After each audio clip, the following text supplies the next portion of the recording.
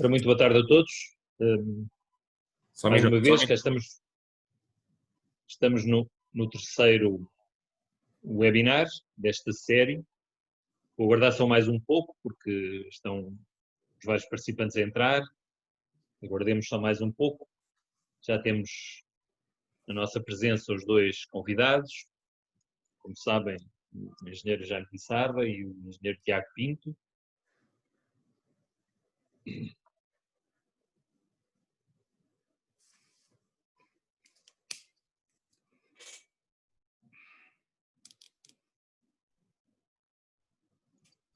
Começávamos então.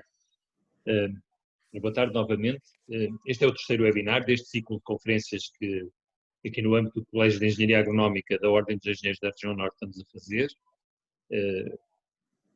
Tivemos dois a semana passada, um primeiro com o Sr. Secretário de Estado da Agricultura e Desenvolvimento Rural e um segundo com o professor Manuel Silveira Soares.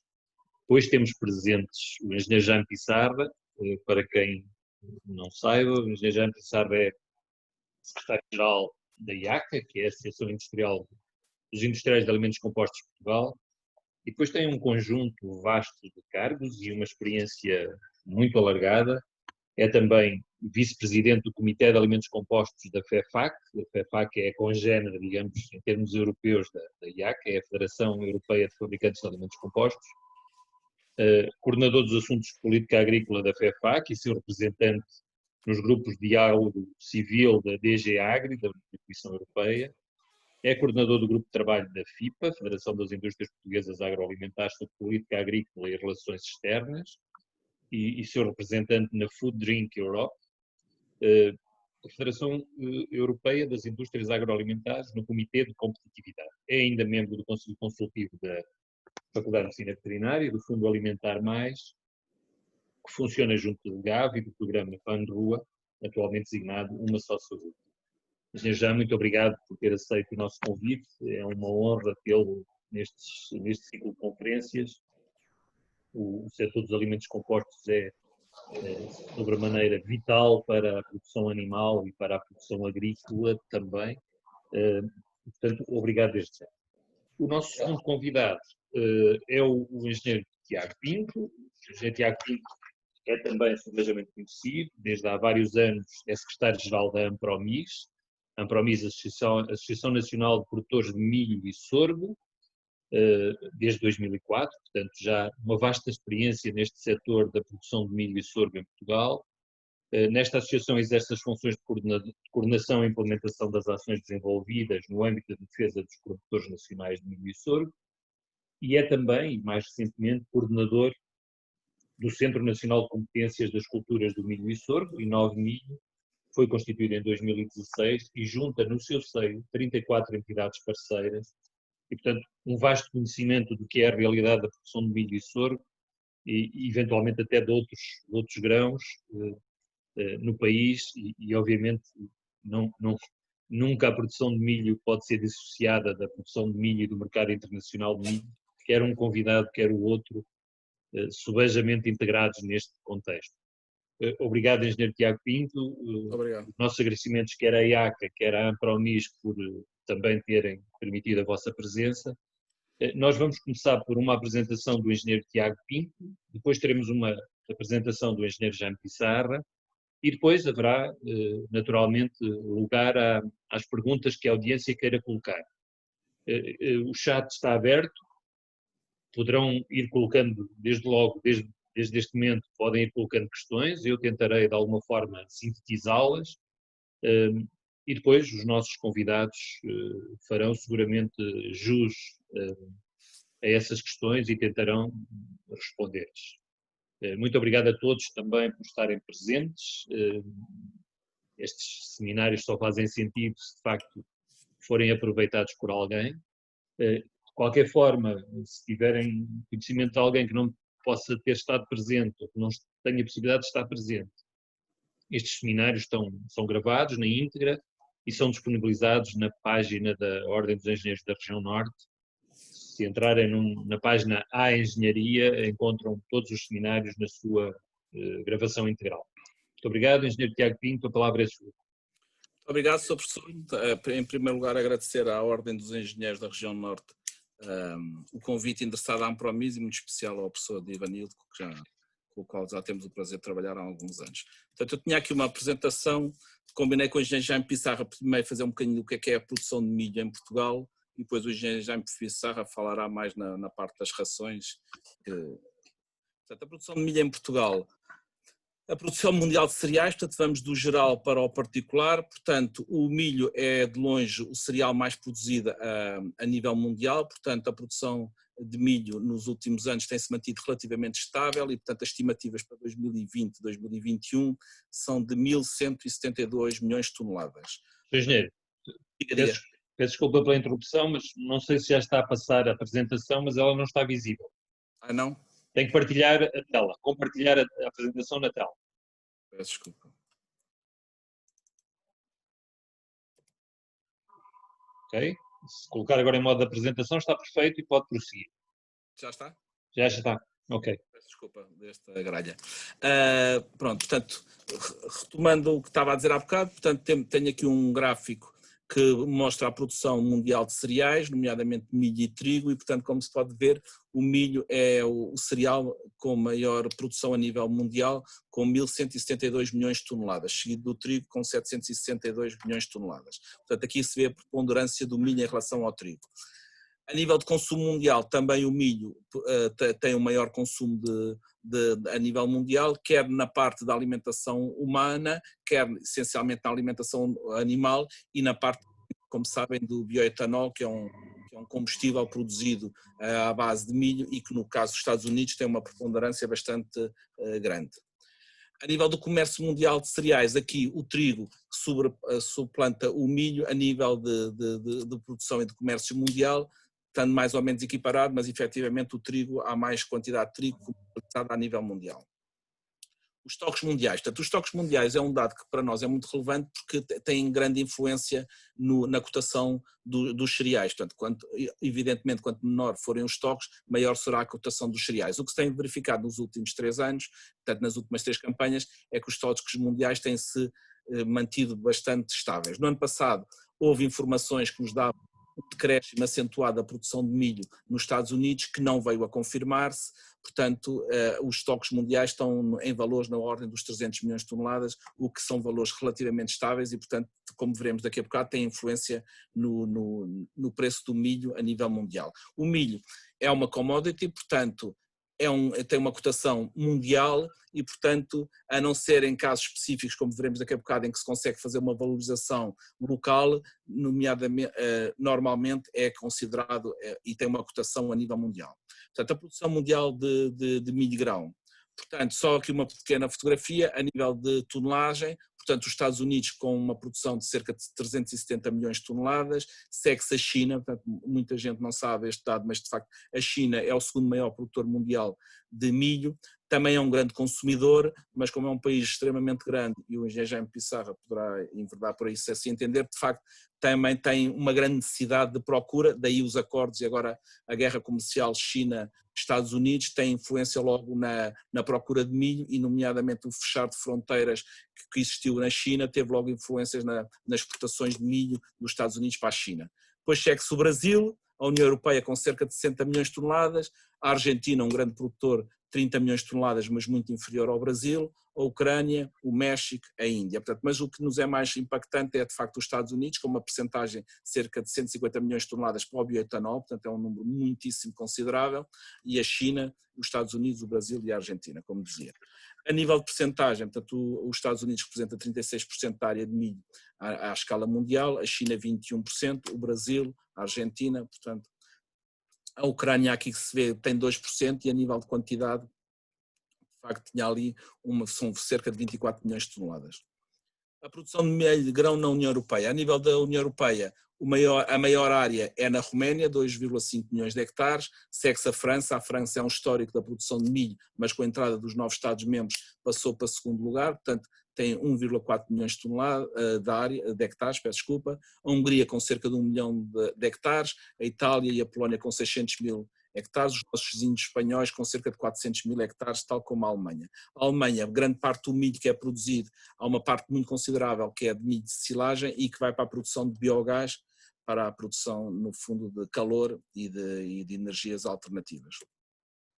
A produção de milho por tonelagem, aqui os peço desculpa, a França tem 12 milhões de toneladas, produz 12 milhões de toneladas, a Roménia 11 milhões, portanto reparem que a superfície da Roménia, que vimos há bocado que era 2,5 milhões de hectares, a nível de produção tem só 11 milhões de toneladas. Isto tem a ver com, no fundo, usarem ainda tecnologias um bocadinho arcaicas em certas zonas. Portanto, eu já estive na Roménia há 5 anos e, de facto, há duas velocidades nitidamente. Há uma parte dos produtores romenos extremamente competitivos e a competirem para o mercado, com condições muito favoráveis de produção, nomeadamente com pouca rega e, portanto, com umas condições agrometeorológicas muito favoráveis, terrenos com matéria orgânica muito rica, mas depois também tem uma zona muito considerável, de uma área considerável, que é uma agricultura ainda que tem que dar prazos grandes para o desenvolvimento de novas tecnologias e, portanto, usam muito variedades regionais e, portanto, daí terem uma produção relativamente baixa em relação à área. Agora tem um potencial, como se vê daqui e pelo quadro da área, extremamente grande para crescerem. Portanto, depois é a Itália, a Hungria, a Alemanha, a Espanha, pronto. A produção de milho geneticamente modificado. Portanto, a nível mundial, portanto, a Europa está a perder nitidamente por uma opção política, portanto, não, é uma responsabilidade da Europa, a guerra e a corrida do geneticamente modificado, dos organismos geneticamente modificados, nomeadamente do milho. Portanto, aqui a nível de milhões de hectares, vê-se que os Estados Unidos têm 33 milhões de hectares de milho geneticamente modificado e o Brasil tem 13 milhões de hectares de milho geneticamente modificado. Se víssemos este quadro há 10 anos, o Brasil era praticamente insignificante. Portanto, o Brasil teve uma estratégia comercial, portanto, durante algum tempo ficou fora do geneticamente modificado porque tinha uma exportação bastante considerável de milho para a União Europeia. A partir do momento em que começaram a aparecer novos mercados que não valorizavam o não geneticamente modificado, portanto, elas indiferente de ser convencional ou geneticamente modificado, e portanto não havia diferença comercial, portanto optaram por fazer uma área muito superior de geneticamente modificado, porque a produção está garantida, pronto. Portanto, no fundo, 13 milhões de hectares de área geneticamente modificada e a Argentina cerca de 3 milhões de hectares. A União Europeia, aqui, isto são dados de 2019, como veem, praticamente insignificante, 115 mil hectares em Espanha, dos 400 mil que eles produzem, e 6 mil em Portugal, dos 130 mil. Portanto, é extremamente insignificante. E porquê? Porque, de facto, os eventos que nós temos a nível europeu de geneticamente modificado é só um, que é o MON 810, portanto é um evento que tem uma proteção contra a broca do milho. E, portanto, é utilizado nas zonas em que há ataque de broca, mas não em outras zonas como poderia ser e como são as variedades que existem nos Estados Unidos e no Brasil, que tem uma gama de ofertas tecnológicas que permite aos agricultores maior resistência à seca, maior resistência a pragas. Portanto, nisto a Europa está nitidamente e conscientemente a ficar para trás, politicamente conscientemente, eu acho que inconscientemente a nível de consumidor. Portanto, no fundo, estamos a criar aqui um problema muito grave porque estamos a ficar sem ferramentas tecnológicas. A produção de milho em Portugal. Portanto, o milho é de longe, isto no fundo é um quadro que coloca o milho em comparação com os outros cereais. Portanto, em 2019 que se semearam cerca de 286 mil hectares, portanto os dados de 2020 vão estar disponíveis para a semana, portanto isto é fonte IFAP. Portanto, o milho são 115 mil hectares, portanto aqui incluímos milho de silagem e milho grão, portanto a segunda cultura com maior área é a aveia, a terceira o arroz e o quarto o trigo mole. Portanto, isto é a fotografia que é para no fundo ver-se o peso do milho e a liderança do milho a nível dos cereais em Portugal. O milho divide-se em milho grão e milho de silagem, portanto o milho grão com cerca de 68 mil hectares e o milho de silagem com cerca de 47 mil, portanto o peso do milho grão é superior ao da milho de silagem, portanto de cerca de 60% para 40%.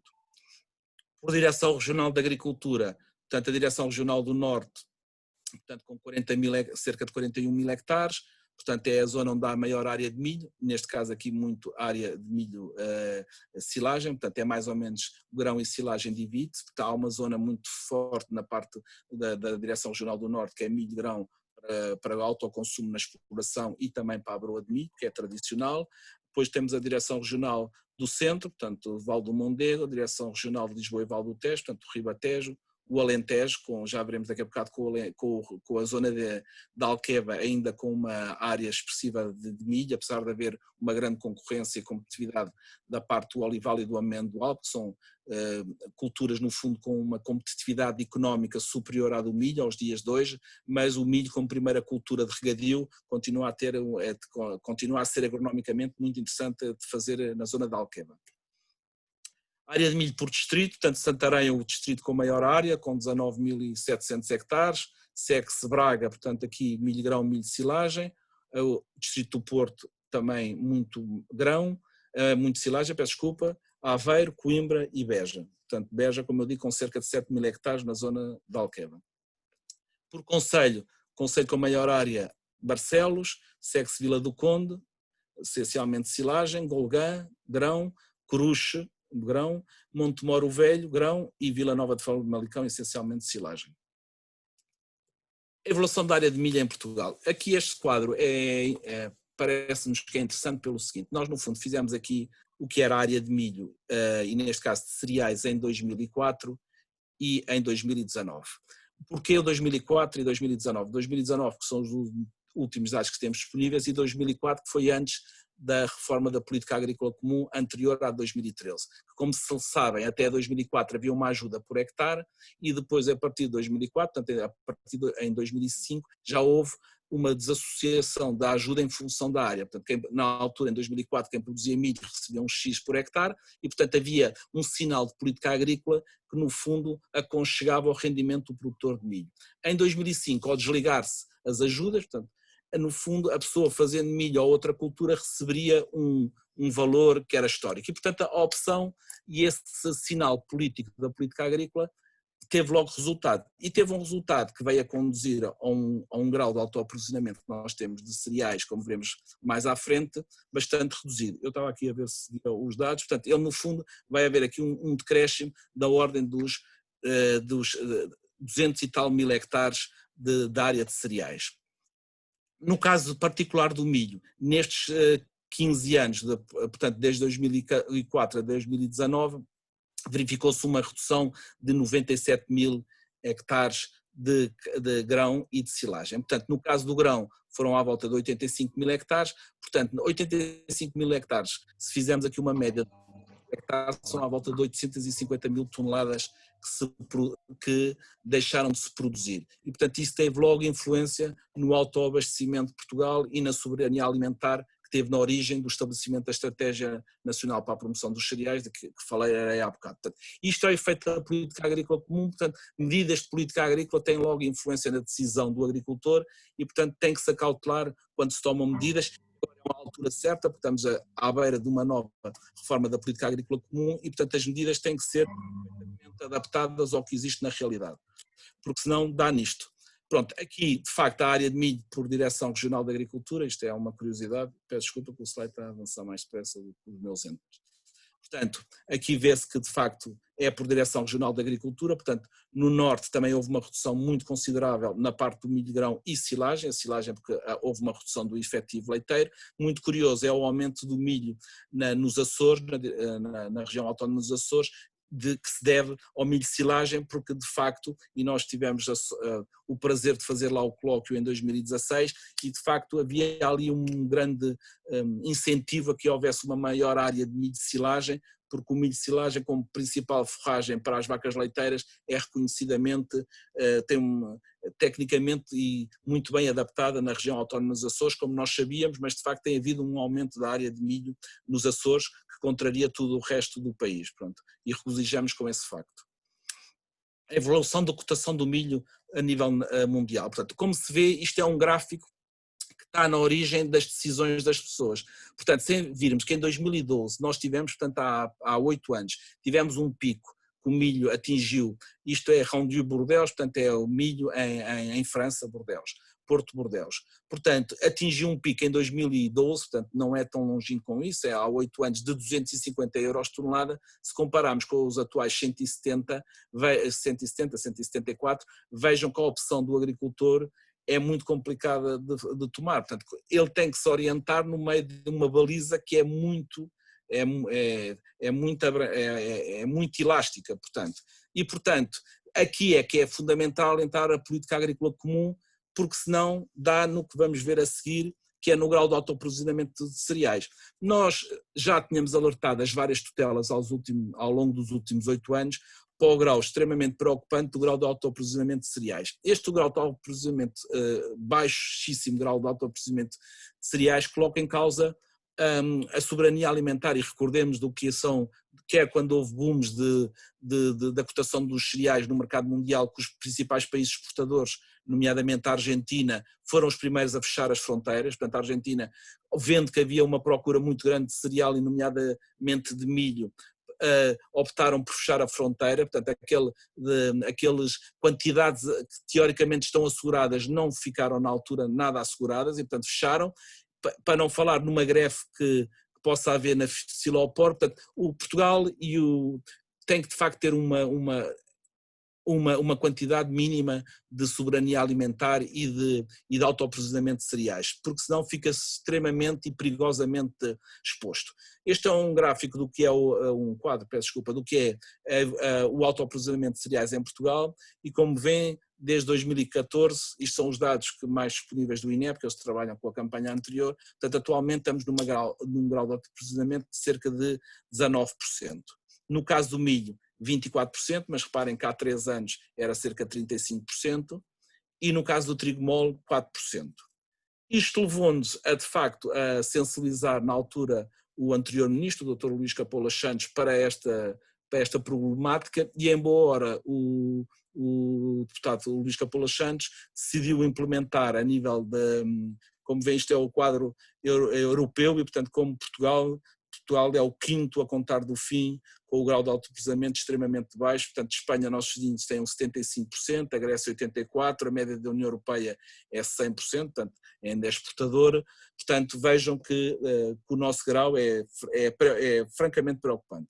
E como estava a dizer há pouco, portanto, o anterior ministro, o Dr. Luís Capolas Santos, optou e teve a iniciativa, em boa hora, de estabelecer uma estratégia nacional para a promoção da produção de cereais, no qual é liderada pelo Gabinete de Planeamento na pessoa do engenheiro Luís Souto Barreiros, e tem como parceiros a AMPOC, a AMPROMIS e a OP, que desde a primeira hora disponibilizaram toda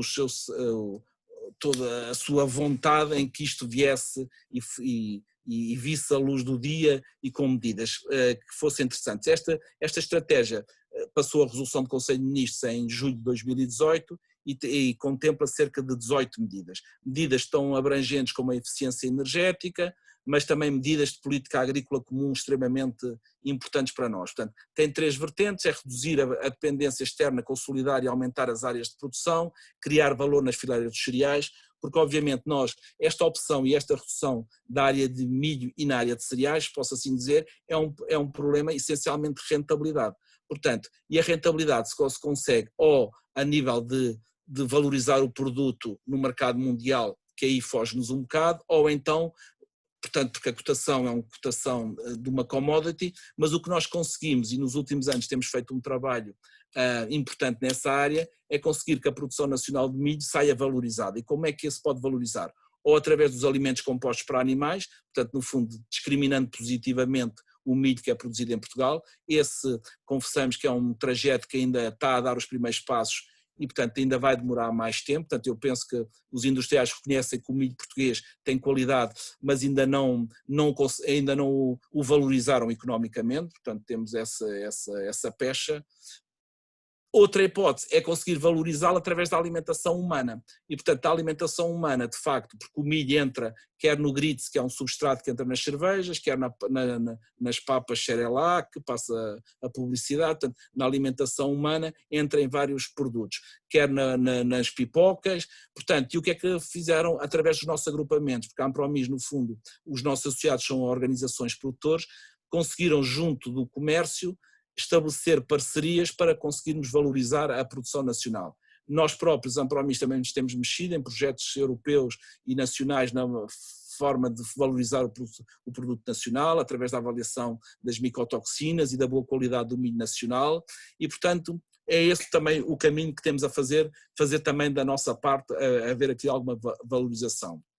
E portanto, porque sendo o milho uma cultura extremamente importante para o desenvolvimento e para o equilíbrio da paisagem e territorial de Portugal, tem que haver aqui uma valorização económica, porque senão, portanto, essa é a parte comercial. A outra parte, que também está prevista na estratégica, é no fundo haver medidas de política agrícola que estão agora na ordem do dia no âmbito da nova PAC, que vai entrar em vigor a partir de janeiro de 2022 ou janeiro de 2023, ainda está na dúvida quando é que poderá ocorrer, mas no fundo é termos aqui ajudas, no fundo, às fileiras dos cereais para, no fundo, relançamento desta área, porque assim se julgou que era importante e daí deu origem a uma resolução do Conselho de Ministros. Só 3 ou 4 medidas que estão na estratégia, portanto das 20, reforço das estruturas interprofissionais. Aqui nós, como valorização da produção de cereais, achamos que um dos caminhos podia ser a constituição de uma organização interprofissional e até nisso já tivemos uma conversa através de uma consultora que nos está a fazer um trabalho para a avaliação da hipótese de fazer uma interprofissional com a IACA, aqui presente, portanto, no fundo vermos como é que podemos numa cadeia e criar uma estrutura interprofissional em Portugal em que pudéssemos todos remar no mesmo sentido e, portanto, valorizar também o milho e os cereais por essa via. Valorização da produção nacional, como eu disse há bocado, nomeadamente os cereais de Pragana têm feito um trabalho louvável com os cereais do Alentejo e com o pão do Alentejo, muito encabeçado pelo Clube Português dos Cereais de Qualidade.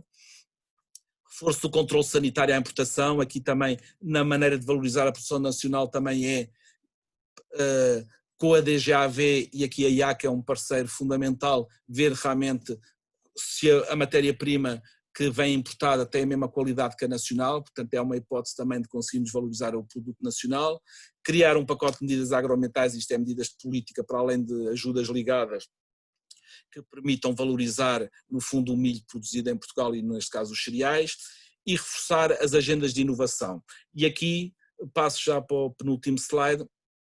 Como o professor disse e eu fiz questão de colocar no meu currículo, portanto, além das funções que desempenho na Ampromis, também a Ampromis criou há cerca de 4 anos um centro de competências, Centro Nacional de Competências para a Cultura do Milho e do Sorgo, da qual a IACA também faz parte, entre outras, somos 34 entidades, está sediada em Coruche, numa quinta experimental que era do INHAB e com o qual a Ampromis protocolou um protocolo, passa a redundância, de dinamização, temos 15 hectares de milho semeados com vários tipos de modalidades, variedades, fertilidade, portanto, diferentes dotações de rega, e, portanto, porque achamos que, de facto, a inovação é um passo muito importante para, no fundo, darmos o salto em frente. E, portanto, tivemos durante 2 anos a trabalhar numa agenda de inovação que ficou disponível durante o mês de maio, que para nós também foi muito sintomático do facto da vitalidade do setor, porque estávamos em pleno Covid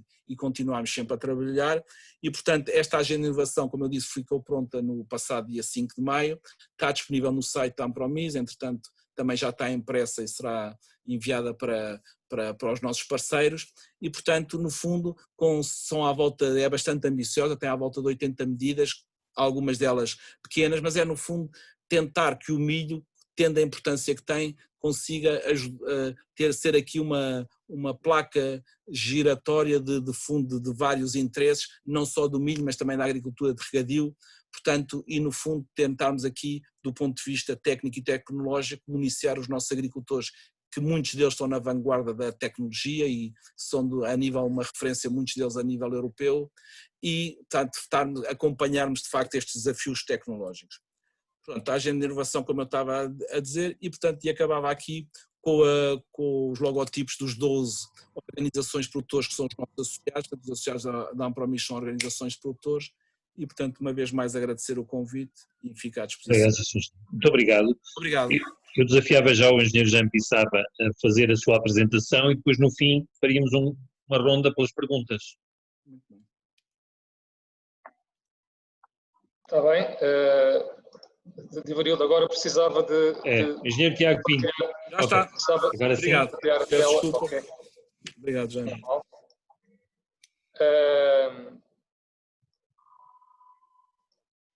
Pronto. Antes de mais, boa tarde a todos. Eu gostava de agradecer o convite em nome pessoal e em nome da IACA, à Ordem dos Engenheiros da Região Norte, ao professor Divanildo Monteiro, estimado amigo há mais de 20 anos, Portanto, a minha abordagem seria um pouco outra, enfim, embora focando a importância da alimentação animal, os alimentos compostos e o milho, como não poderia deixar de ser, mas gostava depois de fazer um pouco a ponte para enfim, a grande estratégia que temos neste momento e os grandes desafios que têm a ver com o Green Deal e com o Farm to Fork, do prato ao prato, e deixando aqui no ar algumas reflexões que eu acho que não deixam de ser relevantes até para potenciar depois a nossa conversa. A primeira questão é que não é possível pensar em política agrícola, política para a pecuária, política para o agroalimentar, sem ter em conta a chamada indústria pecuária. As carnes, os leites, o leite e a alimentação animal. No seu conjunto, estamos a falar de qualquer coisa como 45% do peso do volume de negócios, do agroalimentar, com grande relevância no mundo rural, portanto, no equilíbrio do território, na paisagem e, portanto, com um peso económico e social bastante relevante. A segunda questão, os alimentos para animais têm um peso na ordem dos 2.000 milhões de euros, representam cerca de 60% do peso do consumo das explorações agrícolas, agropecuárias, e são o principal consumo intermédio. Portanto, a alimentação animal é o grande input intermédio do país, digamos assim. Quando se olha em termos de produção de alimentos compostos para animais em Portugal, o setor maioritário é as aves, e, portanto, também daí a importância do milho no nosso consumo. Depois temos os bovinos, cerca de 25%, os suínos, 21%, e, enfim, um conjunto de outros setores em que, nos últimos anos, de facto, os pet food têm vindo a ganhar relevância e, portanto, têm já um peso na ordem dos 5%. Em termos de consumo de matérias-primas, os cereais, nos últimos anos, têm vindo a ganhar importância na estrutura de consumo. Do total de cereais, o milho representa cerca de 70%, e, portanto, em termos de matérias-primas consumidas, o milho por si só é a grande matéria-prima da indústria de alimentos compostos para animais. Cerca de 40% do total do consumo de matérias-primas é milho, e, portanto, o milho tem uma grande relevância. E se pensarmos naquilo que o engenheiro Tiago acabou de falar, em termos da nossa dependência, é óbvio que temos que fazer alguma coisa, e por isso a IACA se associou, de algum modo, desde o início, na estratégia de promoção dos cereais. Depois temos um conjunto de matérias-primas, sementes e farinhas, bagaços de oleaginosas, em que sobressai, de facto, a soja, mas também é importante o girassol ou a colza. Temos depois os produtos substitutos de cereais, que cada vez têm vindo a perder peso, onde se situa o core gluten feed, a mandioca e outros matérias-primas, e os subprodutos diversos, em que também realça daqui a questão da economia circular, em que a indústria da alimentação animal tem sido pioneira na utilização de coprodutos e continuará a ser seguramente nos próximos anos. Portanto, posto isto, iria complementar, de facto, como é que o setor atuou, digamos, nestes últimos tempos face à pandemia.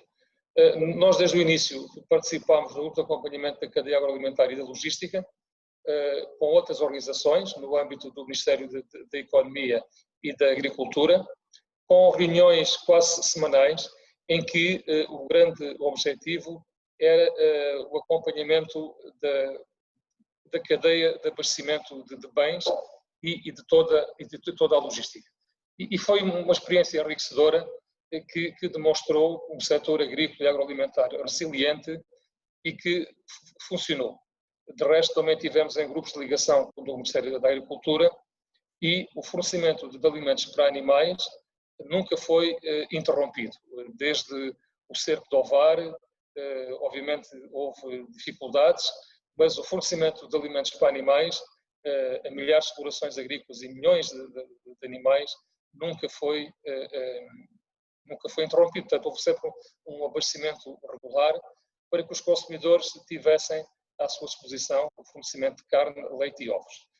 Depois, como sabemos, houve encerramentos de feiras de mercados, o canal Horeca, mas o grande problema, um dos grandes problemas que sentimos desde o início, e o Tiago também alertou para isso, foi o funcionamento do Porto de Lisboa. No início, antes da pandemia, havia greves, o Porto de Lisboa é muito instável e, portanto, a primeira questão, ou foi possível resolver os problemas que foram surgindo, mas a muito custo, com muita pressão, e, portanto, isto deixa-nos já a lição do muito que há a fazer. Nós já sabíamos que os portos e o Porto de Lisboa é muito complicado, é imprevisível, instável, e nós, nas relações comerciais e, sobretudo, quando somos dependentes do mercado internacional, do procedimento de matérias-primas para a alimentação animal, temos que ter estabilidade e previsibilidade. Portanto, isto foi uma nota que já deixámos ao Governo e, obviamente, que nos próximos anos e a muito curto prazo tem que ser repensada esta lógica, assim como têm que ser repensadas outras lógicas, nomeadamente a ferrovia, mas temos aqui um ponto muito complexo que urge dar resposta. Depois, uma outra questão que impactou o setor foi a redução do consumo de combustíveis, que teve impacto nos bagaços de cousa. As tratoras não puderam funcionar e tivemos problemas com o biodiesel. Aliás, em Portugal não se notou, mas a questão do bioetanol também houve menor consumo de gasóleo e gasolina e, portanto, houve problemas no abastecimento de bagaço de cousa, que é uma proteína importante para a alimentação animal. O que levou a IAC e outras organizações a pressionar o Governo para um despacho que vigorou durante o período de pandemia, de fixar o mínimo de incorporação de biodiesel no gasóleo de 6,75%, mas que esse despacho depois não pôde ser prolongado e neste momento o que esperamos é que, com melhorias, com alguma retoma, que seja atualizada o decreto-lei sobre as energias renováveis e que venha a ser imposto este teto de 6,75%. Para quê? Para que possamos ter as tratoras a funcionar e com isso ter bagaço de cousa diminuindo até, eventualmente, a necessidade de importação de outras matérias-primas, porque a proteína é, de facto, muito relevante. Em termos de produção, tivemos uma produção em alta durante o mês de março, foi fundamentalmente para fazer stocks. Na altura não era possível prever como é que os mercados iriam reagir e as preocupações eram abastecer e fazer stocks. Essa verificou-se depois, enfim, à medida que o tempo foi evoluindo, uma tendência de quebra a partir de abril, sobretudo em maio, e a tendência que se desenha, portanto, ainda hoje. Temos dificuldades de mercado em todas as espécies pecuárias, portanto, começam a recuperar, de facto, algumas, mas previsivelmente não será possível recuperar até ao final do ano em relação às expectativas que eventualmente teríamos no início do ano. Sobretudo quando temos perspectivas económicas muito pessimistas, mesmo a nível europeu, as últimas previsões do Outlook em relação aos produtos animais também apontam para produções em baixa na generalidade das produções pecuárias, fruto do canal Horeca e de um consumo, de facto, que não existiu durante grande parte deste período e que foi caracterizado por excesso de oferta a partir de determinada altura. Defendemos medidas, nomeadamente a armazenagem privada em Bruxelas, que não foi possível para duas espécies importantes, nomeadamente os suínos, em que teve o problema dos leitões, sobretudo os leitões para assar, e a questão do frango, que como é uma produção, enfim, mais curta, que estará neste momento a ajustar-se, obviamente com a redução dos efetivos. Portanto, em termos de previsões económicas, são relativamente pessimistas, e sobretudo o turismo, que é um elemento muito decisivo e que, enfim, vamos ver como é que irá evoluir. Mas tudo aponta para perspectivas relativamente pessimistas. A nível da União Europeia, houve continuamente uma task force do Covid-19 em termos da nossa Federação Europeia, uma grande articulação com a Comissão, e FEDIOL, a COCERAL e COPA COGECA. Foi possível criar um corredor verde, que funcionou, mas tivemos desde logo problemas iniciais com a Roménia, com os cereais. Isto porquê? Porque havia a tentativa da Roménia ficar com os cereais e não os disponibilizar para os parceiros europeus, e aqui funcionou, de facto, as regras do mercado único. E o que nos leva à questão de pensar em termos de soberania alimentar.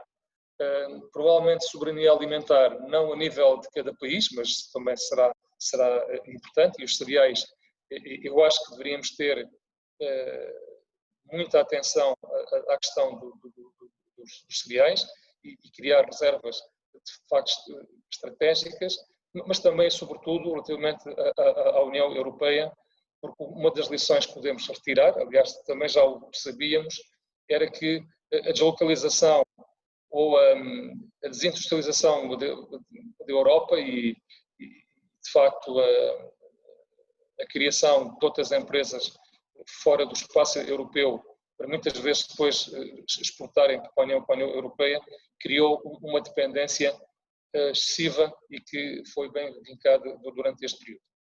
Depois, na Europa, também tivemos problemas com os DDGS, que são, no fundo, um coproduto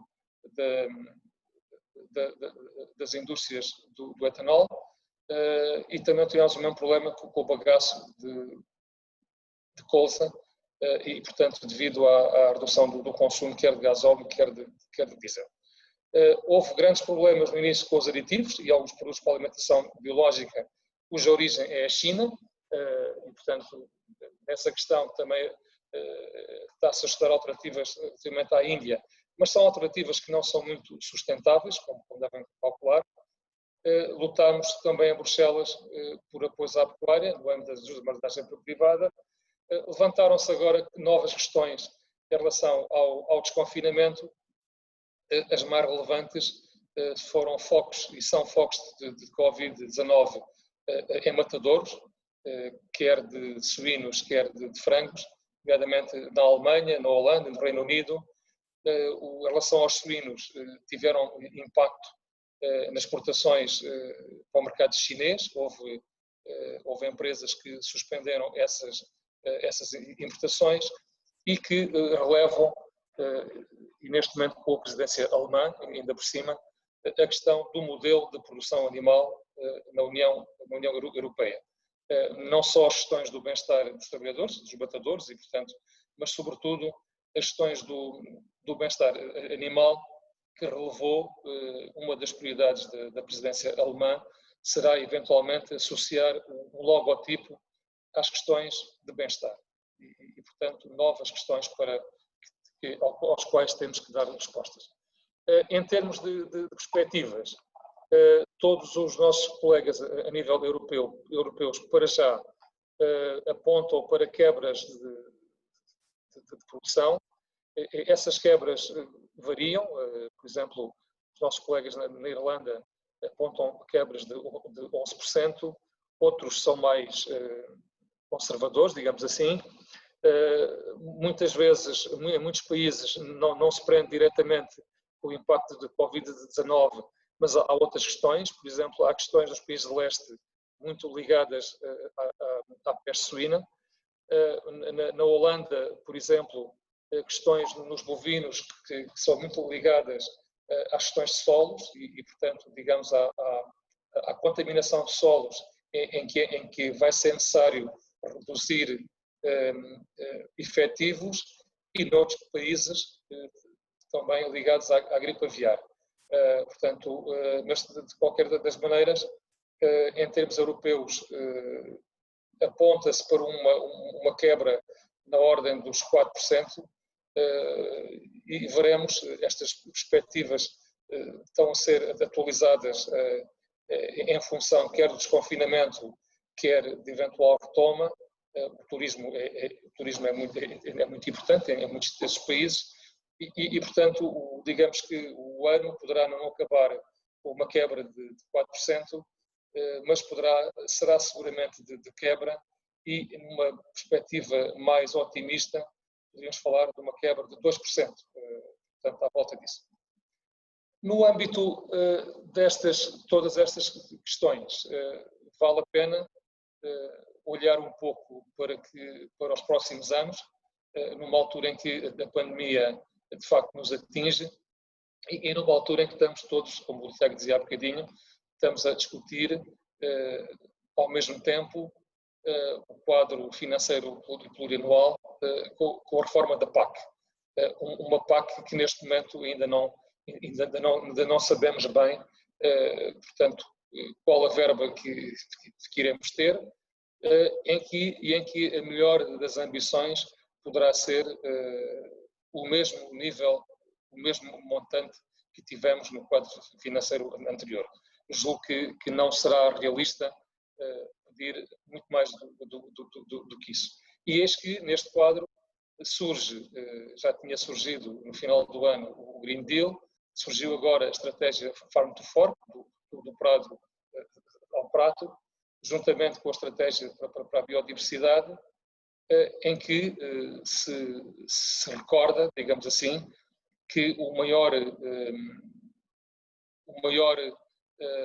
digamos que, portanto, a agricultura tem vindo a reduzir as emissões cerca de 20%, ainda temos um peso de cerca de 10,3%, em Portugal da ordem de 9,8%, 10%, 70% é proveniente do setor animal, como de resto já sabemos, e ruminantes, designadamente, e que em 2030, digamos assim, a Comissão apresentará um target relacionado, portanto, para incrementar todas estas reduções. De qualquer das maneiras, os objetivos que foram fixados, e eu recordaria aqui os quatro principais, que não deixarão de ter impacto quer na oferta de matérias-primas, eventualmente desde logo na produção de milho na Europa, mas também em Portugal, tem a ver com o primeiro, no fundo, a redução até 50% no uso de pesticidas, não é? E a redução de 50% dos riscos. Obviamente este caminho já vem a ser feito, e a agricultura portuguesa e europeia tem vindo a perder um conjunto de substâncias ativas que são relevantes, que são importantes. Isto também vai ter implicações a nível de trocas internacionais. A redução dos nutrientes, nós sabemos que a cadeia alimentar começa verdadeiramente pelo solo, temos grandes problemas de solo, portanto, deterioração do solo, e portanto a questão é a redução do uso de fertilizantes, substituídos provavelmente por fertilizantes orgânicos, em que aqui os efluentes pecuários poderão ter um papel muito relevante. Uma terceira questão tem a ver com a redução de antimicrobianos, não só antibióticos, mas substâncias antimicrobianas nos animais, entre 50% na produção dita animal e na aquacultura, temos 50%. Nós também já temos, já houve alguma redução nos últimos anos, mas temos que de facto reduzir, segundo este objetivo, 50%. E depois, enfim, um incremento pelo menos até 25% na agricultura biológica e aquacultura biológica. Portanto, isto são os grandes objetivos. Isto não é lei, portanto, digamos, os países irão incorporar ou não estes grandes objetivos. Também é importante definir uma baseline. Portanto, estamos a falar de quebras desde quando?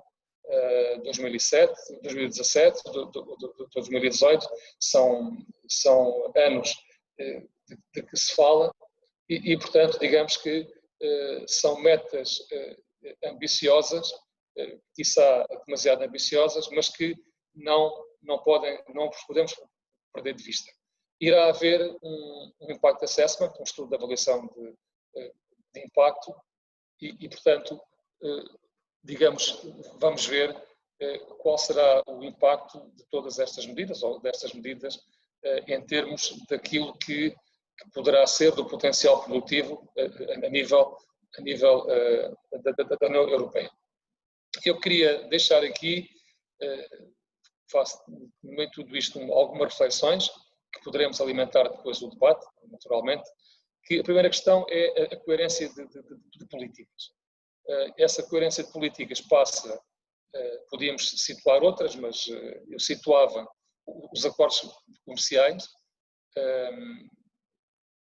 e, portanto, aí a questão central é até que ponto é que a União Europeia é capaz, ou vai ser capaz, de impor ou de obrigar, de definir regras, eventualmente com taxas, para as importações de produtos finais ou de matérias-primas, exatamente na mesma linha de todas as regras que impõem às produções dos operadores europeus, e uma outra tem a ver com as energias renováveis.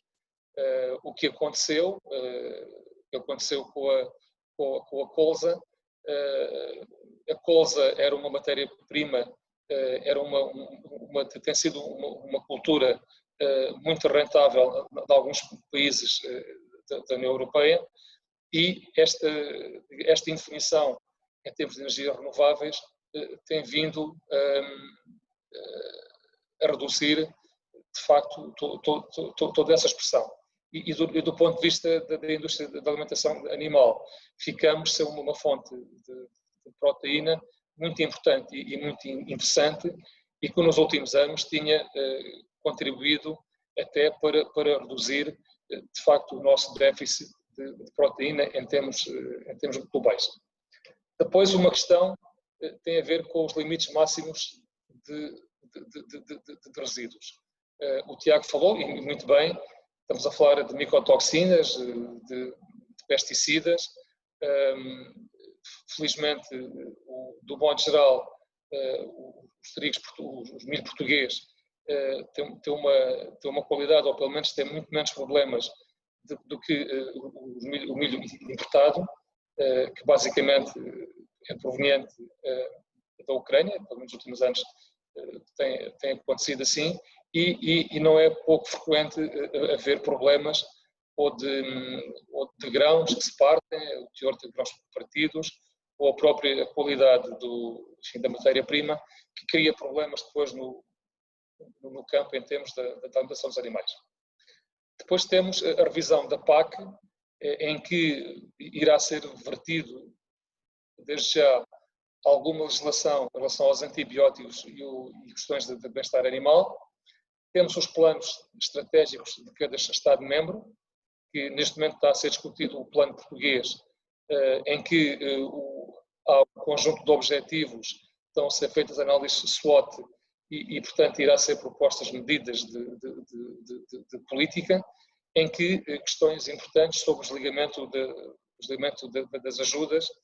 Sabemos que pelo menos 30%, mas provavelmente mais, das ajudas irão ser incorporadas ou vertidas nas questões ambientais e temos agora também mais recentemente o Plano Nacional para a Energia e Clima 2030 que nos impõe metas e objetivos tendo em vista a neutralidade carbónica em 2050.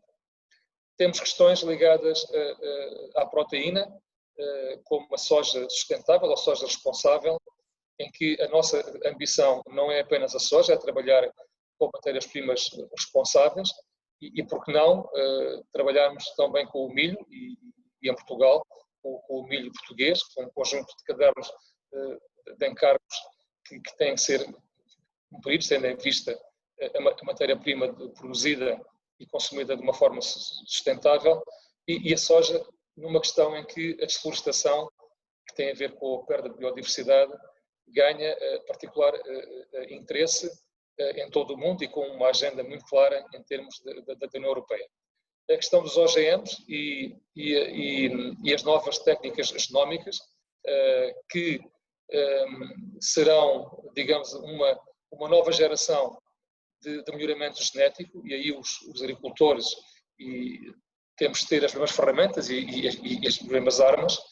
Temos as questões da resistência antimicrobiana, que passa desde logo por investimentos das explorações pecuárias, por novos processos de gestão, por uma alimentação de precisão, em que aqui, de facto, a importância da alimentação vai ser determinante para o bem-estar e para a melhoria da saúde dos animais. Vamos ter uma revisão da legislação dos aditivos, em que irão ser determinantes, quer em termos de avaliação dos aditivos, no seu impacto sobre as questões do ambiente, e aqui, naturalmente, contamos com eles para reduzir as emissões das produções pecuárias e fazer parte de uma alimentação com maior digestibilidade e portanto, na linha de uma pecuária que tem cada vez menos impactos, ou impactos menos negativos nos gases com emissão de efeito de estufa. Depois, por último, salientar que a IACA tem uma aposta clara em projetos de investigação e inovação, desde logo o laboratório colaborativo FID-INOVE, em que estamos com um conjunto de outras entidades, 19 entidades de investigação, a própria UTAD, e portanto já foi selada, foi apresentada a candidatura e portanto o projeto está de facto a andar. Temos um projeto Alentejo 2020, em que na região do Alentejo vamos e queremos trabalhar com fichas técnicas, manuais, recuperar a produção de cereais e analisá-las, as proteaginosas e, portanto, utilizando matérias-primas sustentáveis, e um outro grupo em que estamos também, fazemos parte, que é o grupo operacional dos efluentes. Os efluentes são determinantes por duas vias, a partir da alimentação, por um lado, e depois na formação e distribuição, valorização dos efluentes como alternativa aos fertilizantes. E como vimos, uma das metas, e portanto a questão dos efluentes também é determinante na redução dos impactos negativos sobre o clima, sobre o meio ambiente. E portanto, terminar com o papel relevante da alimentação e da nutrição animal, em que penso que todos contarão connosco, com a alimentação animal, quer na vertente técnica de nutrição e soluções alimentares, nutricionais, para manter não só os animais saudáveis e bem-estar, mas contribuindo também para a vertente económica, a vertente social, sustentabilidade e sobretudo, atender aos desafios que a sociedade e os consumidores nos impõem. Portanto, e com isto terminava, peço desculpa pelo tempo que demorei e portanto são estas reflexões. Obrigado pela vossa atenção. Obrigado, engenheiro Jean Pissarra. Eu abri então agora aqui um período de questões. Começava já por uma que nós temos aqui, ela é fundamentalmente dirigida ao engenheiro Tiago Pinto, mas eu presumo que qualquer um dos dois poderá dar a sua chega. Olhando um bocadinho aos números que o Sr. Engenheiro Tiago Pinto nos apresentou, eu fiz aqui umas contas e estamos a falar de a produção de trigo no país dá para 15 dias de consumo e a produção de milho para 3 meses. E pergunta à nossa participante se seria possível aumentar a produção de milho recorrendo a milho OGM, se isso era mais fácil de concretizar. Professor, muito obrigado pela pergunta e à senhora que colocou a questão. É assim, o milho OGM, nós temos dois problemas. É que o milho OGM, o evento que está homologado para a União Europeia para cultivo, como eu disse, é extremamente conservador do ponto de vista tecnológico. É um evento que já tem cerca de 20 anos. Portanto, é um evento que nos Estados Unidos e no Brasil já puseram, porque no geneticamente modificado, não sendo um especialista, mas do que acompanho, dá para acrescentar eventos. Portanto, no fundo, este é para a broca do milho e, portanto, está perfeitamente estabilizado e, portanto, a área que as pessoas onde há ataque, com maior ou menor dificuldade, fazem o geneticamente modificado. Se efetivamente a União Europeia abrisse a porta dos OGMs a todos os eventos que existem a nível mundial, entenda-se essencialmente Estados Unidos, Brasil e Argentina, é óbvio que isso dava-nos um potencial tecnológico que nos permitiria embaratecer o nosso modo de produção. Esse facto é refutável. A verdade é também que, essencialmente, a nível europeu e a nível de produção nacional, nós temos um problema essencialmente de competitividade na parte das receitas, isto é, da comercialização do milho. Como é óbvio, quanto menor forem os custos, portanto, e a tecnologia poderia nos ajudar, essa realidade, de facto, contribuiria para que, no fundo, tivéssemos uma maior competitividade técnica e, desta maneira, económica. Portanto, eu diria que sim, mas o que nós sentimos, e o engenheiro Jaime Pissarra acompanha este dossiê há mais tempo do que eu, é que, de facto, este problema é um problema que tem-se prolongado há muitos anos e eu sinto, inclusivamente, que já esteve mais na ordem do dia do que agora. Portanto, e que vejo com alguma dificuldade que isto venha a ser uma realidade para os próximos anos. Portanto, não... O que pensa, engenheiro Jaime Pissarra, neste contexto de Green Deal e de, digamos que um peso talvez seguramente maior das questões ambientais, sendo que eu gostaria de ver de facto com profundidade, não é hoje o dia, mas discutida a questão do ambiente versus OGM, ou produção intensiva versus orgânica na perspectiva ambiental, mas não vai ser fácil no contexto da União enverdar por esta tecnologia. Professor Ivanildo, eu penso que não vai. Eu penso que não vai.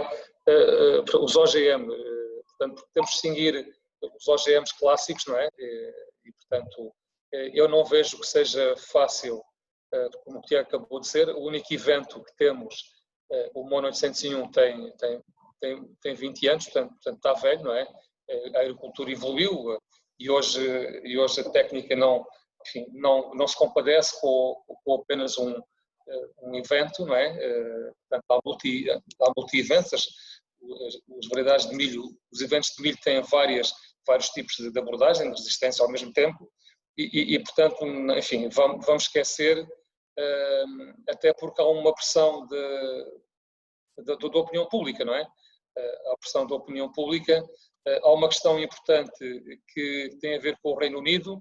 O Reino Unido saiu, normalmente o Reino Unido tinha um peso muito relevante nestas questões e, portanto, em termos de produção, digamos, em termos desta ferramenta para a produção, não vai ser fácil. Eu penso que o Tiago tem razão nos próximos anos. Outra coisa será a importação. A importação tem sempre aquela questão de evitar disrupções do comércio internacional, do comércio mundial, não é? Obviamente, não tanto o milho, mas a soja, portanto, mas também o milho, como é óbvio. Portanto, isso eu não creio. A janela de oportunidade que pode haver, aliás, nós temos feito perguntas, Quando se fala em tecnologia e inovação, o que os comissários têm dito é que não excluem nenhuma ferramenta de inovação desde que ela seja segura e, portanto, voltamos outra vez à avaliação de risco, à análise e, portanto, todo aquele processo que já passamos pelos OGMs. Mas a geolocalidade poderá ser com as novas técnicas de melhoramento, portanto, as novas a edição genética.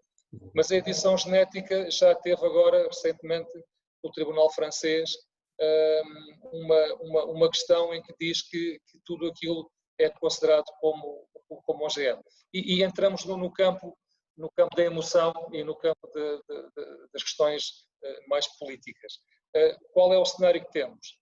A Comissão propôs-se a fazer um estudo de impacto, portanto, mais um estudo sobre essas técnicas. Esse estudo só estará disponível, em princípio, em 2021 e, portanto, em 2021 vamos ver como é que estamos. Mas eu penso que vai ser um cenário muito complicado e, portanto, neste contexto de Green Deal, vamos ver como é que as coisas vão evoluir.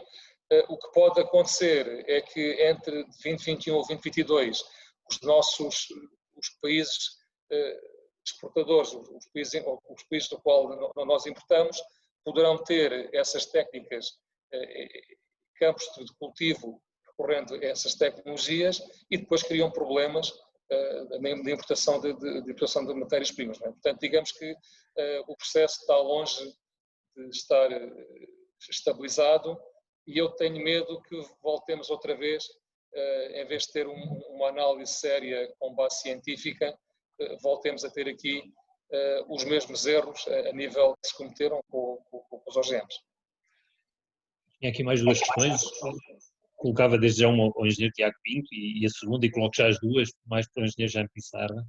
A primeira, se o engenheiro, de facto, apresentou-nos a ideia, não nos apresentou detalhadamente os aspectos que deveriam ser cuidados para podermos dinamizar um pouco a produção de cereais, mas gostava de o ouvir destacando dois ou três. O secretário de Estado falou-nos de uma nova legislação que entrou em vigor no dia 1 de julho, que tem que ver com o reordenamento da propriedade rústica e, sobretudo, algumas ajudas ao emparcelamento, embora ainda não haja dotação financeira e não sabemos quando vai haver, mas sem querer, obviamente, que isso não é possível tornar o país autossuficiente em cereais, mas quais seriam, do seu ponto de vista, duas ou três medidas mais relevantes para podermos aumentar, quer cereais, quando falam em cereais, milho ou trigo, ou eventualmente proteaginosas, tão importantes seriam para a produção animal. E para o engenheiro Jean Pissarra, de facto, redução do consumo de combustíveis, uma redução acentuada do preço de petróleo, o que é que vai acontecer aos preços das matérias-primas no próximo ano? Ou neste último semestre, podem os produtores animais, apesar de um contexto que nos traçou difícil, ter por aí alguma mitigação dos seus gastos? Em relação à produção de milho, pronto, temos a parte técnica e tecnológica, no qual os OGMs poderiam dar aqui ser um passo importante, mas como disse, tanto eu como o Jean Pissarra, é um processo que ainda vai demorar alguns tempos. O principal problema dos produtores nacionais de milho é um problema de rendimento e de rentabilidade. Portanto, não podendo valorizar, não podendo mexer no preço do cereal a nível mundial. O que é que nós tentamos? É de facto valorizar internamente, portanto, mas essa valorização é uma valorização que no caso da alimentação humana conseguirá associar ali mais 10, 12 euros por tonelada, que é relevante. Mas de facto aqui a política agrícola comum é que pode dar um passo e portanto nós acreditamos, e o professor Avilés que tem escrito sobre esta matéria, acha que por exemplo o setor dos cereais, sendo um setor estratégico, porque de facto estamos num grau de autoaprovisionamento demasiado baixo, podia haver um pagamento ligado para os cereais. O que é um pagamento ligado aos cereais? É no fundo haver uma ajuda específica para quem produzir cereais, uma ajuda por hectare. Outra ajuda que nós estamos em conversações com o Ministério da Agricultura e que aliás conta da estratégia, é recuperar uma ajuda que existiu no anterior quadro, que era uma ajuda à valorização da qualidade. Portanto, o milho, neste caso os cereais que fossem vendidos e comercializados através de uma organização de produtores, tinham uma valorização de 6,7 euros por tonelada.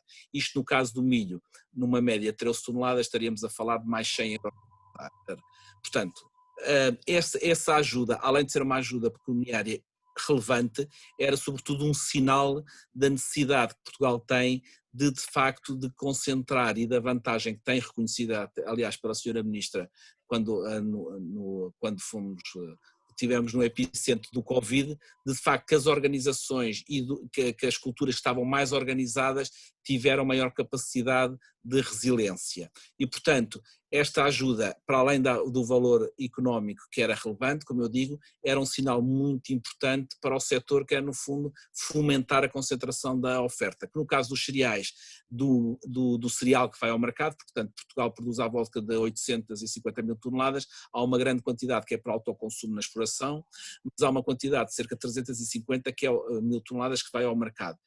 E dessas 350 mil toneladas, uma parte bastante considerável vai via organização de produtores. Portanto, esse passo já está feito e valoriza, no fundo, o milho nacional. Mas achamos que uma ajuda poderia ainda valorizar mais e ser um sinal politicamente importante. E, portanto, a nível de valorização e para aumentar a área de milho em Portugal, como é definido na estratégia, temos a parte técnica, mas a parte da política agrícola é fundamental. Senão teremos muita dificuldade em remunerar, a não ser anos excepcionais em que há uma seca ou nos Estados Unidos ou na Ucrânia, e que então os preços aí agitam-se, mas não podemos desenvolver uma fileira e estar sustentados sobre o mal que acontece aos outros.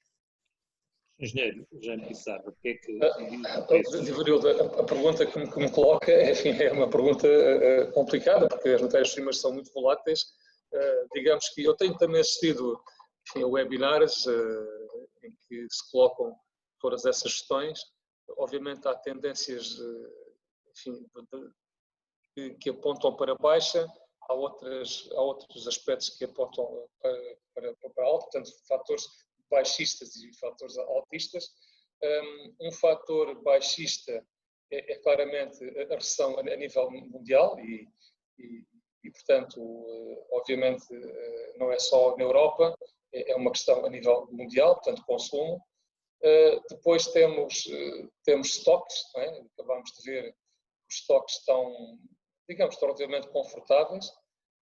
O preço do petróleo, obviamente o preço do petróleo, a retoma, enfim, está a haver alguma retoma no consumo de gasolina, de gasóleo, mas ainda longe daquilo que seria um fator suficientemente altista.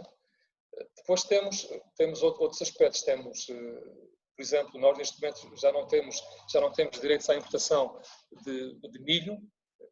Aliás, também era um pouco estúpido, porque nós temos, na sequência da guerra comercial com os Estados Unidos, temos uma taxa à importação de milho, mas em termos de mercado mundial, durante algum tempo houve direitos à importação. Porquê? Porque o preço do milho de referência dos Estados Unidos esteve tão baixo que depois obrigou a União Europeia, pelo seu método de cálculo, a ter de facto os direitos. Portanto, em termos globais, eu arriscaria, sim, sem querer fazer futurologia, que aliás é impossível, que poderemos ter uns preços de matérias-primas suficientemente moderados para mitigar de facto essas perdas. Não é? Portanto, enfim, se não houver, temos aí também uma nova guerra comercial Estados Unidos-China, embora já tenha sido, enfim, avançada a fase 1, enfim, há eleições nos Estados Unidos, portanto, de qualquer maneira, o que eu penso que está a acontecer neste momento é que as matérias-primas nos Estados Unidos estão relativamente em baixa e o governo, portanto, através da Farm Bill, estará de facto a compensar mais os seus agricultores. Não sei se respondi. Sim, claro que sim, claro que sim. Há mais duas perguntas que vocês têm acesso, elas são, presumo que uma será difícil de concretizar, mas de qualquer maneira, Sr. Engenheiro Tiago Pinto, uma foi-lhe colocada, se fossem liberalizados os OGM, qual seria o impacto concreto em termos de aumento da produção? E para o Engenheiro Jaime, o que é que pensa, aqui é especificado os insetos como matéria-prima para os alimentos compostos, mas eu alargaria um pouco isto, fala-se sempre reiteradamente das algas, dos insetos, da proteína bacteriana, acha que estas matérias-primas poderão no futuro vir a ter alguma importância? Não sei se Ia começar eu, portanto, este evento que nós temos atualmente, ele evita perdas de quebras de produtividade, portanto, no fundo, o facto do milho ser resistente à broca, portanto, o que evita, ele não vai produzir mais, ele evita quebras de produtividade. Todos os outros eventos, e são múltiplos, e eu confesso que não domino todos os eventos que existem, é óbvio que permitiriam, no fundo, um aumento da produtividade, portanto, porque permitem uma tecnologia muito mais avançada. Agora, também não sou especialista para dizer em concreto. Nós, de facto, o que eu posso dizer é que nós em Portugal temos níveis de produtividade por hectare muito elevados. Portanto, a nossa parte tecnológica está mais ou menos assimilada. Aliás, temos agricultores de ponta, portanto, nós temos um problema de rentabilidade na vertente dos custos de contexto, portanto, da água, da energia, e também da parte, de facto, da remuneração do cereal. Mas a nível tecnológico, é obviamente que, aliás, está ali o exemplo do que foi o crescimento dos organismos geneticamente modificados no Brasil, é porque, de certeza, as pessoas conseguem produzir mais e com menor custo de produção. E relativamente às alternativas, obviamente a indústria da alimentação animal vê sempre com bons olhos todas as alternativas e, portanto, quanto mais fontes tivermos, e numa altura em que tanto se fala de bioeconomia, economia circular, faz todo o sentido, aliás. Eu penso que nos próximos anos vai haver um grande avanço. O próprio Green Deal e Farm to Fork fala numa diretiva algas, estão a ser dados alguns passos, enfim, não tão firmes quanto provavelmente os homens dos insetos, e obviamente nós gostaríamos, relativamente à utilização dos insetos, mas neste momento penso que essas novas matérias-primas vão ter a sua oportunidade, provavelmente mais cedo do que mais tarde, porque ao mesmo tempo há uma série há uma pressão muito grande sobre a inovação, sobre as tecnologias. Nós próprios no FID9 temos empresas ligadas às algas e ligadas aos insetos que fazem parte desta nossa ambição. Temos um centro de excelência para a alimentação, a nutrição e a alimentação animal e, portanto, penso que neste momento é uma questão de escala. Depois poderíamos pensar no outro problema, que era qual será a aceitação do consumidor relativamente a isso. Mas eu creio que a primeira questão tem a ver com a escala. Neste momento, infelizmente, não temos escala e temos uma conjuntura neste momento em que a soja é imbatível, digamos assim, não é? Poderemos pensar com as questões ligadas à desflorestação, bioeconomia, circuitos curtos, será mais fácil a expansão de novas matérias-primas e, portanto, o que é bom para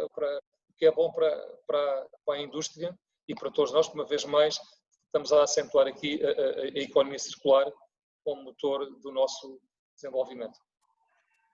Eu deixava uma última pergunta para os dois. Nós temos seguramente na audiência um conjunto vasto de jovens.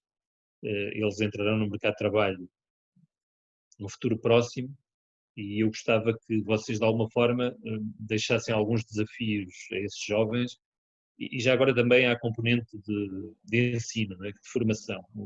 Em que medida é que as universidades e os politécnicos, neste contexto atual do mundo, poderão formar melhor, poderão investigar mais focados naquilo que as empresas precisam, mas sobretudo olhando um bocadinho aos jovens que cada vez são menos aqueles que têm apetência e vocação e gosto pela parte da produção primária. O que é que vos apraz dizer a esses jovens? Professor, em relação às instituições de ensino, o engenheiro Jaime Pissarra falou ali dos laboratórios colaborativos, que em boa hora foram constituídos. Também existem centros de competência como o do milho, existe 20 centros de competência. O que é que tem os centros de competência e os laboratórios colaborativos? Permitem ser plataformas onde se juntam entidades com interesses semelhantes, mas que de outra maneira dificilmente se juntariam. Portanto, e no fundo forçam um bocadinho a que haja essa junção de entidades. Eu acho que isso é extremamente interessante porque permite que haja um contacto personalizado entre instituições que de outra maneira dificilmente se juntariam. Nós realmente é sabido e é registado por todos os elos do setor agrícola e agroflorestal neste caso, que de facto existe algumas costas voltadas entre o agricultor e as instituições de ensino. Nós sentimos da grande parte dos docentes que há uma vontade de inverter, mas que nem sempre isso é tão célere quanto devia ser. Eu acho que este centro de competências, os grupos operacionais que foram criados e já anteriormente as ações do PRODER obrigavam a que houvesse esta ligação e esta parceria entre organizações, que eu acho muito meritório, mas temos que ainda forçar mais, portanto tem que haver aqui um forcing ainda superior. Aos jovens, o milho é uma cultura tecnologicamente de vanguarda, portanto está na vanguarda do que é a agricultura de regadio, é uma cultura que confessamos que nos últimos tempos tem passado um problema de remuneração e portanto as pessoas sem ganhar dinheiro é difícil dedicarem-se a uma atividade, seja ela agrícola, florestal ou económica, portanto nós tudo estamos a fazer para no fundo, conscientes desta realidade e no âmbito de uma nova política agrícola de criar condições em que de facto quem esteja na cultura do milho possa ser remunerado dignamente.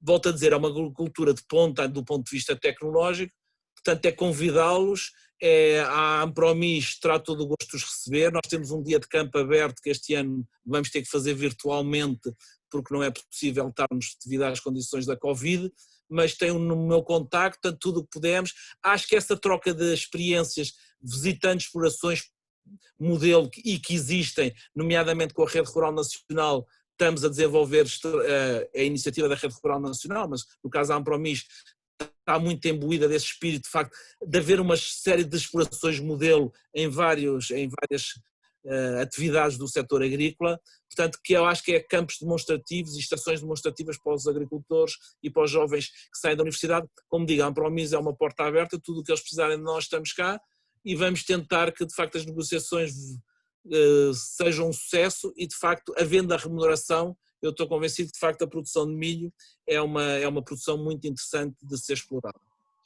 Sr. Engenheiro, dou já a palavra ao engenheiro Jaime Pissarra, mas conto também com a Ordem dos Engenheiros, seguramente. Temos também na audiência o engenheiro Fernando Mouzinho, é o coordenador nacional do Colégio de Engenharia Agronómica e seguramente em qualquer das regiões e também na Ordem Nacional, contem com o Colégio de Engenharia Agronómica nesse conjunto de instituições que eventualmente possam ajudar, está bem? Então permita-me uma saudação especial ao engenheiro Fernando Mouzinho, que já não vejo há uns tempos, por causa do Covid, costumávamos encontrar noutras atividades, e pronto, uma saudação especial ao seu engenheiro. Muito obrigado. Sr. Engenheiro Jaime Pissarra. Nós, enfim, nós a Quantiaca colaboramos com o TAD há muitos anos, tem sido uma experiência muito enriquecedora, muito gratificante. De facto, nos últimos anos temos alargado a nossa colaboração a outras instituições. Os grupos operacionais, os laboratórios colaborativos têm permitido aproximar a universidade, institutos de investigação e as empresas, mas obviamente precisamos de mais, não é? Precisamos de mais, precisamos de abrir as portas das empresas aos jovens, às universidades, para que eles possam tomar o contacto com a realidade, mas eu acredito que os próximos tempos, pela agenda que temos, são desafiantes e passam muito pela inovação, pela investigação, pela tecnologia, pela alimentação da decisão, em que as abordagens são cada vez mais holísticas, multidisciplinares, e penso que digamos que é o ambiente ideal para que os jovens possam sonhar e possam crescer enquanto profissionais. Obviamente que, apesar de tudo e das questões ligadas ao consumo de carne, à redução do consumo de carne, à imagem da produção de pecuária, nós vamos ser capazes de produzir de uma forma sustentável, e enfim, o caminho é esse, e com um efeito positivo para o ambiente, em que, obviamente, a proteína de origem animal é essencial à nossa sobrevivência. E, portanto, acredito, apesar de tudo, que ainda vai haver espaço para que os jovens possam fazer o seu caminho na área da produção e da alimentação animal. E contem com o IACA para esse.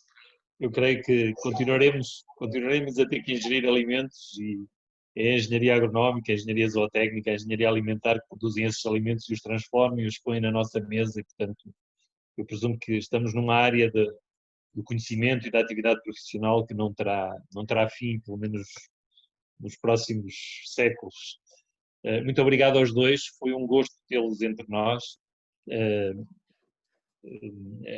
Aproveito para convidar todos os presentes para o webinar de quinta-feira. Vamos mudar de tema, vamos falar sobre azeite e contar algumas histórias à volta do azeite.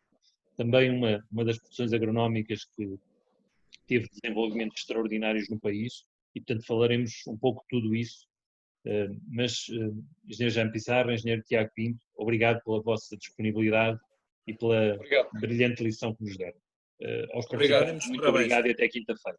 Muito obrigado, foi uma honra estar presente. Muito obrigado. Boa tarde a todos. Obrigado.